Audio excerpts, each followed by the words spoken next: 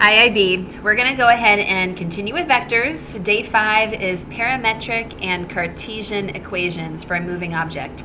So think of the word parametric as meaning we are going to separate out our x component and our y component. So what are our parameters, right? So parametric, we're thinking of them individually as an x component and a y component.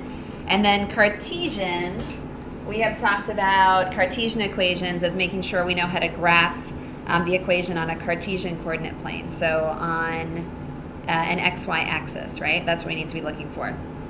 So to start, let's go ahead and make an xy axis on your paper. We are going to be taking a look at how to visualize this movement on on a Cartesian coordinate plane. So if you are thinking about a yacht that is moving, and it starts at an initial position of 220. I'm going to go ahead and make my 220 approximately right here. Okay. I have a yacht that's moving from the point 220 on my Cartesian coordinate plane, and it's moving in the direction represented by the vector 4, -3. And then remember, our 4 is really the x component, and the -3 is my y component. So my yacht is moving 4 units to the right and then 3 units down. So I will be approximately here and then here, and my yacht will be moving in this direction as I travel. So approximately 4 to the right and then 3 down, right? So approximately in that direction, all right? So here is my yacht. My initial position is stated by the 220. So I'm going to go ahead and mark that as my initial position. Remember, a yacht or any moving object will travel over time. So we are going to start to use t to represent time when we are going to start putting our parametric and Cartesian equations together. My direction is what the vector has given me, because this problem told me that my direction was represented by the vector 4, 3. So my direction is 4 in the x direction, -3 in the y direction. So my position after t hours, what that means is if you think of your x component, my x component started off at 2, and now I'm moving 4 units to the right for every unit of time. So let's say 1 hour passes here. If my time was in hours, my 1 unit of time would be after 1 hour, I'd be at this new point right here. And then after 2 hours, I would now be at this new point here. And I would continue to travel in that direction for as many hours or however many units of time we're talking about. So for my position, my x position started at 2, and then for every hour or unit of time that passes, I move an additional 4 units to the right. But since that 4 units is represented by how many units of time we have, we're going to multiply that 4 by however many hours we're talking about, or minutes or seconds. For my y position, I'm going to take my y position, which starts at 20, and I will move -3 for every unit of time that we have. So I now am able to represent my position on this Cartesian coordinate plane using 2 separate equations. All right, go ahead and make sure you've got a minute to have those down. So looking at these individually, parametric equation is exactly what we just wrote down. The parametric equation is your individual equation for the x component and the y component. So I've got 2 plus 4t for my x component, and I have 20 minus 3t for my y component. So my parametric equations are individual equations.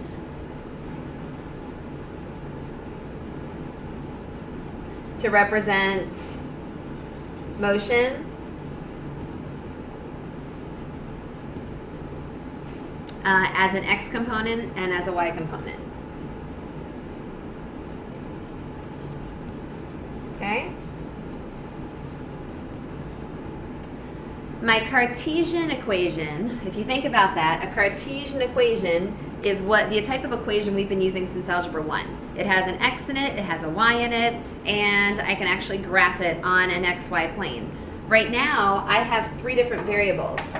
if you guys look at your parametric equation, I have x as a variable, I have y as a variable, and then I also have t as a variable.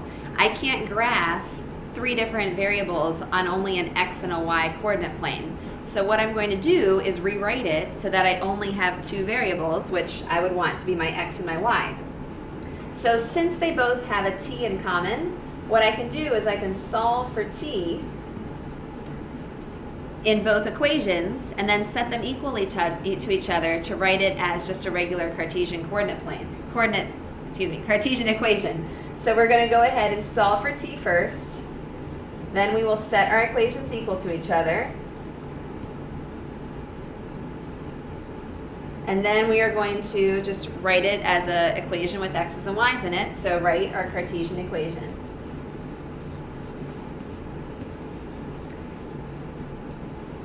All right, so let's use our first parametric equation. Our first parametric equation was x equals 2 plus 4t.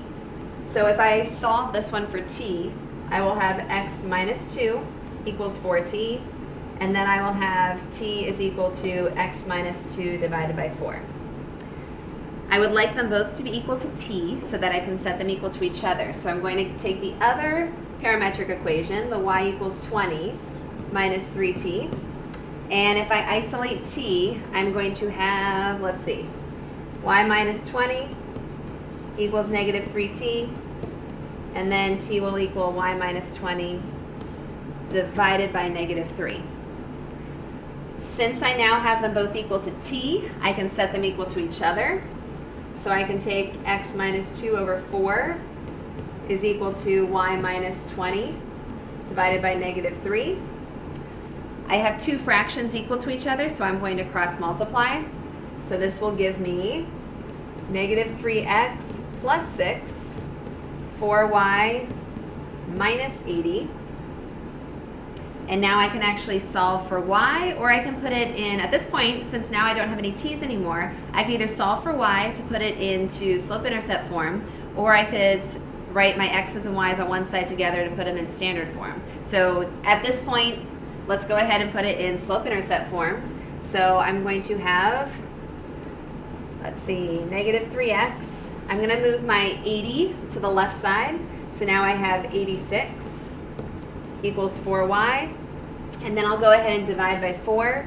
So now I'm going to have y is equal to negative 3/4 x. All right?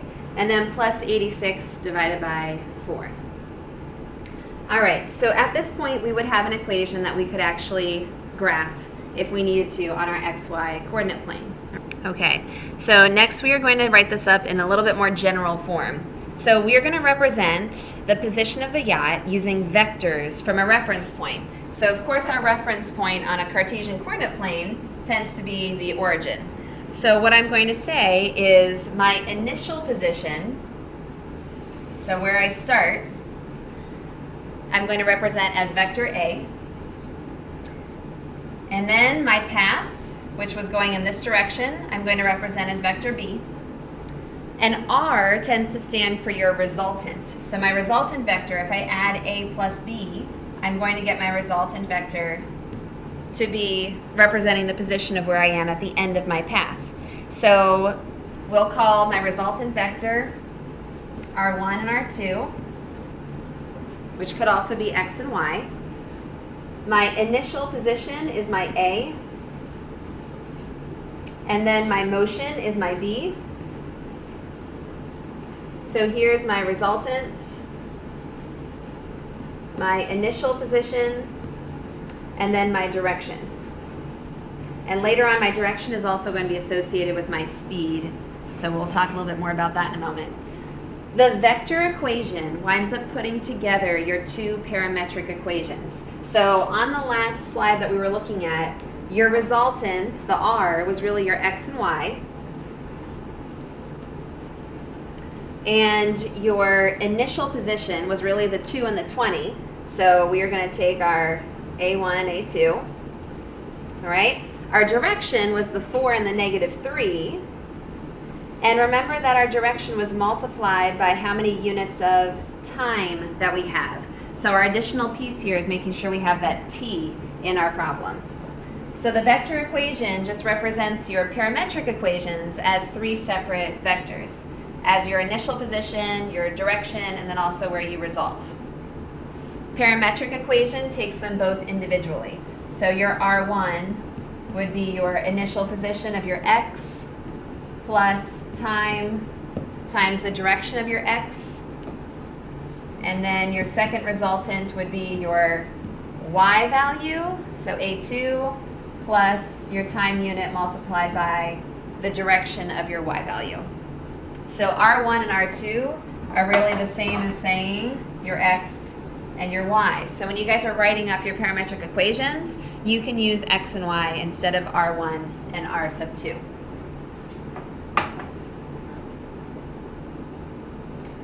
Our first example is going to be to look at the vector equation. We want to find vector equation and a parametric equation, equations of a line that's passing through 1, 5 with a direction of 3, 2. So for this type of problem, we're going to say that if it passes through 1, 5, this is going to be our initial point. And then with the direction 3, 2, obviously this will be our direction. So find a vector equation and find parametric equations. Okay. Parametric equation is easier to do first because you can set up your separate x and y. So for my x, I start off with my initial x value of 1. I'm traveling with whatever our time units are, we don't know, but I'm traveling with the direction of 3. So I could just write this as x equals 1 plus 3t. For my y component, I start off in initial position of 5. And I'm traveling 2t, okay? 2 is my y direction times whatever my time unit is. So here are my two different parametric equations. I have an x parametric and a y parametric. Then the second part of the question, so we've now done this part of the question. The second part of the question asks us to write a vector equation. So the vector equation would be to put these two together. So that means I'm going to take my x and y, which on the other page was my R1, R2, right? Just the position, that's a very general position. So my x and y positions start off with an initial position of 1, 5. And because we have to put the t in front of our second vector because vectors always have scalars, so t is acting as our scalar right now. And then my direction is 3, 2. All right? And that would satisfy that question because I have my parametric equations and I have my vector equation. For the second one, we're going to start off with this little, here we go. Start off one thing at a time. When we were talking about your direction vector, remember that direction just tells us what direction we're going in. Velocity has direction and it has magnitude. So when we start to talk about the speed of a certain object, speed is going to be the magnitude of whatever the vector is representing for as far as our direction is concerned. So when we're looking at this, what we have to remember is that magnitude of a velocity vector is the speed. So a velocity vector is going to tell us the speed and the direction, because remember velocity includes both direction and the value. So our value is the speed. All right? So let's take a look at what this would look like in an example. A particle has an x and a y position. It's moving such that the parametric equations are given to you. So x is equal to 2 minus 3t, and y is equal to 2t plus 4. The problem is always going to tell you that t is greater than or equal to 0 because it has to be, and t is in seconds and distance is in meters. So find the initial position. Initial position would be our 2 and 4, because we're taking the initial position from x and the initial position from y. All right, guys, so for part B, we're illustrating motion, and we're literally just taking the time at 0, 1, 2, and 3 and substituting it into the parametric equation so we can figure out what point the object is at as time passes. So see if you guys get the same thing when you try it on your own. The last part is about speed, and remember that's the magnitude of your direction vector. So we get square